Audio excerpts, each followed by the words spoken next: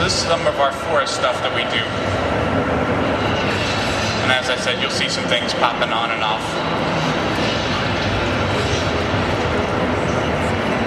But we have a really huge game with over half of it covered by forests. So really cool forest is something that was our big thing to do for Oblivion, that we wanted to do, that we didn't think anybody had ever done before. So just a level of detail in things like the grass and the bushes. The trees will animate with the weather. When you get a thunderstorm, they'll sway more violently. And again, you can come out here and find ingredients you can pick.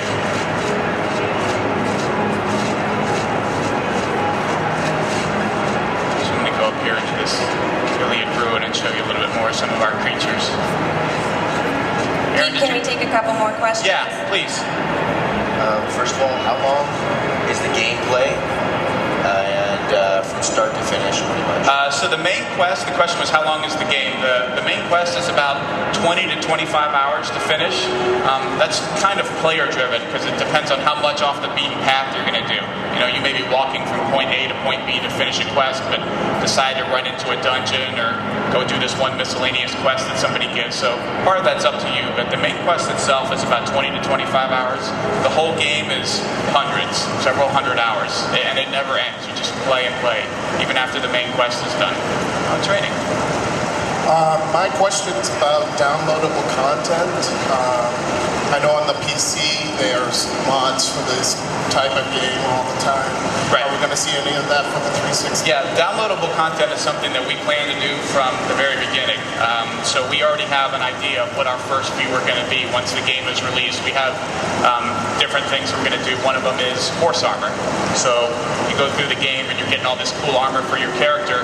We figure it would be cool if we allowed you to have armor that you could buy for your horse. So that's one of the things that we'll have available if you want to buy armor for your horse. Another one is holidays. So all of the different towns in the game will have holidays at different times of the year, and they'll have special events. There's one town that has a Jester Day. So when you go to that town, everybody's dressed in different costumes, and all the crimes in that town are 50% off on that day because everybody's going around and acting the fool. So things like that add into your existing gameplay experience. It may be items, it may be special quests, but we plan to do those regularly, several a month, of various shapes and sizes as we go forward.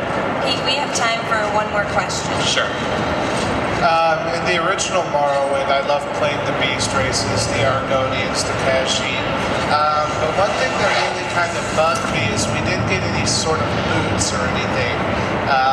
Will we be able to wear shoes, even if they're differently modeled this time? Beast races rejoice. You get shoes now.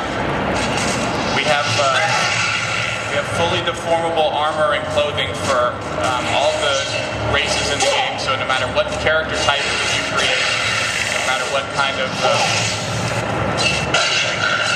no matter what race you play, you can wear and use all the different stuff that you find in the game.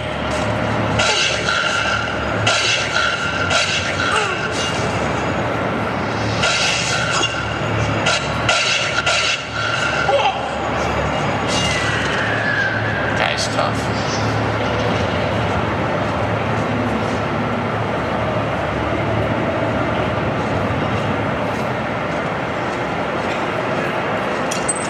There's a lock-picking minigame again, and again, based on your skill and the difficulty of the lock will determine how many of these tumblers you have to click into place, how quickly they fall. When you fail, it breaks. You can see I can just hit X, auto attempt, because my skill is pretty good. Eventually I'll get it.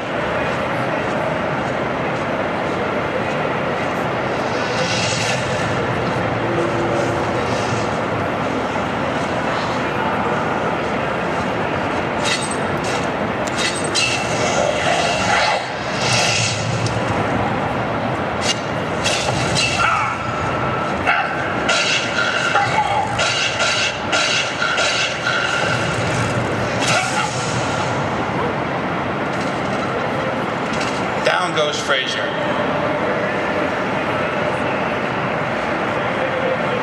Okay, I think that's about all the time I have. Thank you guys for coming. If you have any other questions, I'd be happy to stand over here and answer any questions you have. Enjoy the rest of the day. Thank you.